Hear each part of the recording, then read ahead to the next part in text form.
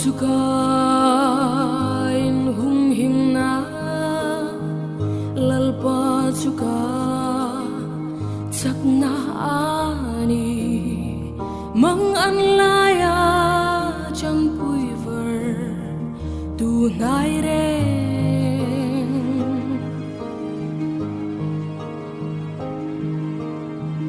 lei lung te hi lo dang lam mi tang te hi tui fin ria chunga lo in som ma chela kan rao lo vang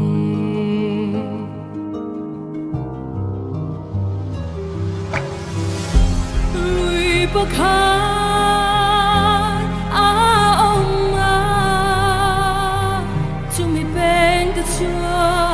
But here khắp bụi chu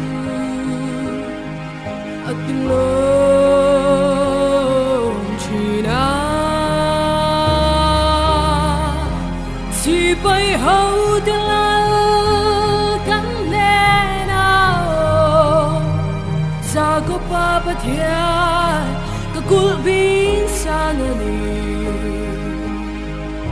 Ebenezer lalpan min pui ani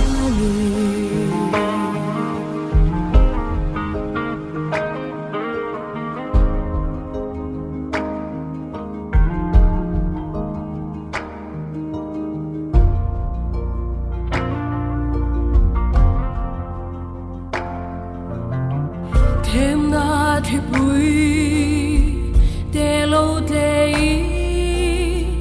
boy na tui bui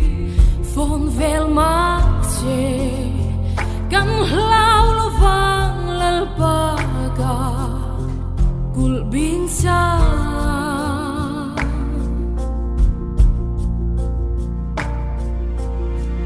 amang ngai na alai nat na akhong ngai na khazar nuaya eng po lo theng sela kan lao lo vang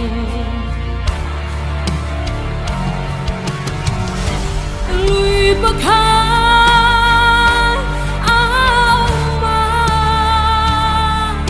mi pen de chua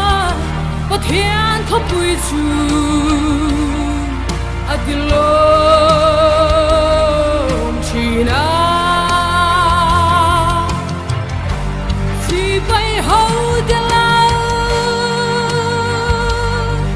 la se ha kan le na za ko pa pa thian ka kul bi sa Ebenezer, Ebenezer, Ebenezer, Ebenezer.